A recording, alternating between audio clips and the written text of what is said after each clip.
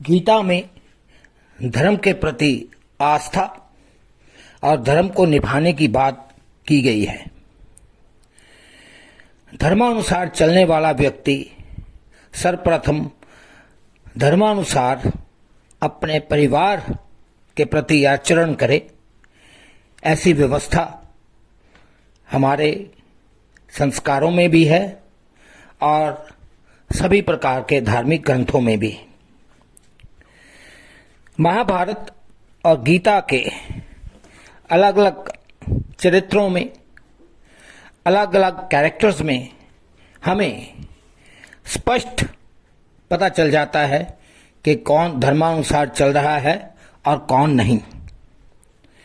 एक और दुर्योधन है जिसने लाक्षागृह बनवाया, अपनी ही पुत्रवधू, अपनी ही भाभी का चीरहरण करने की कोशिश की। दूसरी तरफ युधिष्ठिर है जिन्होंने कदम कदम पर अपने परिवार के लिए हर वो कर्तव्य निभाया जो एक व्यक्ति को निभाना चाहिए, चाहे वो गंधर्व द्वारा श्रापित अपने भाइयों में से जीवित करने को कहने के लिए उन्होंने माद्रीपुत्र नकुल को जीवित करने के लिए कहा।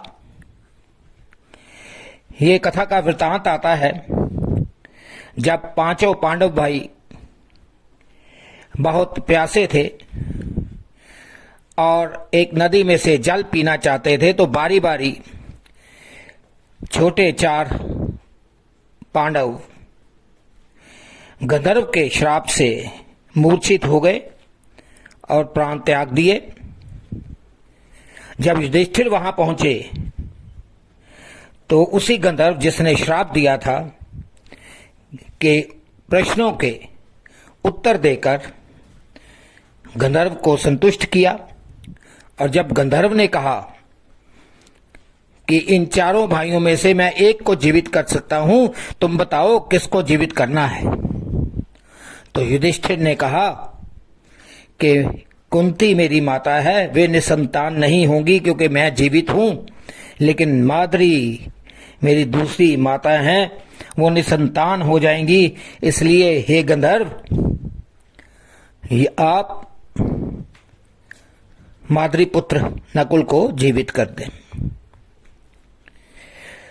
तो ये यक्ष या गंधर्व जो थे वो प्रसन्न होकर उन्होंने सभी भाइयों को जीवित कर दिया। इससे भी बढ़कर एक कथा आती है, जब महाभारत हो रहा था तो गंधर्वों ने दुर्योधन का अपहरण कर लिया था। उस समय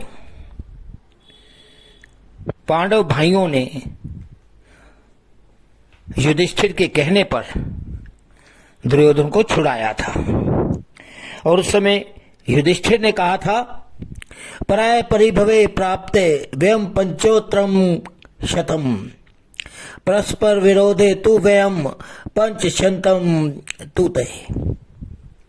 अर्थात जब कोई दूसरा आक्रमण करता है तो उसका सामना करने के लिए हम लोग 105 भाई हैं, लेकिन आपस में विरोध होने पर हम 5 भाई अलग हैं और ये 100 भाई अलग हैं।